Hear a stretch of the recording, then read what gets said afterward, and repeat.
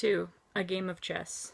The chair she sat in, like a burnished throne, glowed on the marble, where the glass, held up by standards wrought with fruited vines, from which a golden Cupidon peeped out.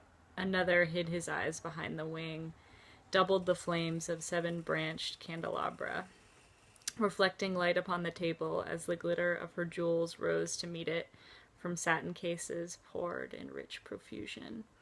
In vials of ivory and colored glass, unstoppered, lurked her strange synthetic perfumes, unguent, powdered, or liquid, troubled, confused, and drowned the scents and odors stirred by the air that freshened from the windows. These ascended and, fattening the prolonged candle flames, flung their smoke into the laqueria, stirring the patterns on the coffered ceiling. Huge seawood, fed with copper, burned green and orange, framed by their colored stone, in which sad light a carved dolphin swam. Above the antique mantel was displayed, as through a window gave upon the sylvan scene, the change of Philomel by the barbarous king so rudely forced, yet there the nightingale filled all the desert with inviolable voice, and still she cried, and still the world pursues, jug jug to dirty ears. And other withered stumps of time were told upon the walls. Staring forms leaned out, leaning, hushing the room enclosed. Footsteps shuffled on the stair. Under the firelight, under the brush, her hair spread out in fiery points, glowed into words, then would be savagely still. My nerves are bad tonight. Yes, bad. Stay with me. Speak to me. Why do you never speak? Speak. What are you thinking of? What thinking? What? I never know what you are thinking. Think. I think we are in Rat's Alley, where the dead man lost their bones. What is that noise? The wind under the door. What is that noise now? What is the wind doing? Nothing against nothing. Do you know nothing? Do you see nothing? Do you remember nothing? I remember. Those are pearls that were his eyes. Are you alive or not?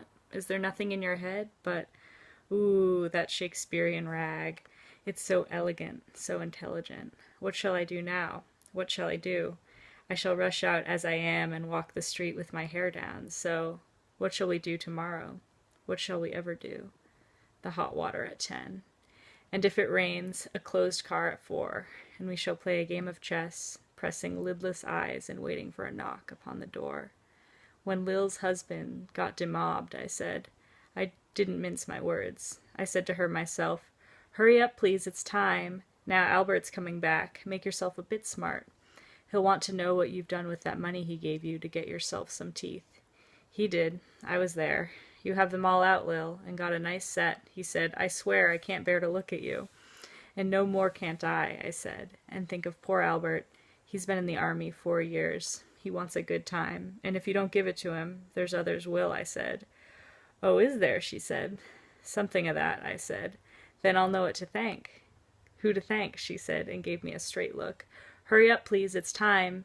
If you don't like it, you can get on with it, I said. Others can pick and choose if you can't. But if Albert makes off, it won't be for lack of telling. I fully lost my spot. You ought to be ashamed, I said, to look so antique, and her only 31. I can't help it, she said, pulling a long face. It's them pills I took to bring it off, she said. She'd had 5 already and nearly died of young George. The chemist said it would be all right, but I've never been the same. You are a proper fool, I said. Well, if Albert won't leave you alone, there it is, I said. What if you get married?